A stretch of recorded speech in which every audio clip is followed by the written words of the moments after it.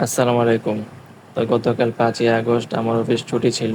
তো এই ছুটির দিনে আমি প্ল্যান করি আমি বিদেশ নদীতে নৌকা দিয়ে ঘুরবো। তাই আমি বাসা থেকে বের হয়ে যাই।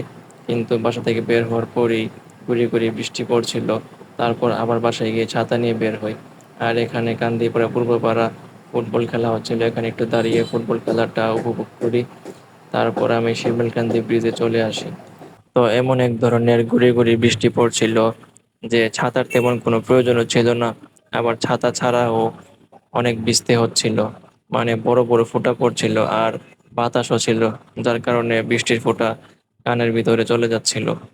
তো এই বৃষ্টির মধ্যে একটু ভিজলাম, আবার একবার ছাতা দিয়ে ধরলাম, আবার একটু ভিজলাম, এই করতে করতে শিমুলকান্দি ব্রিজ দিয়ে হাঁটতে হাঁটতে আমি নদীর পাড় চলে আসি।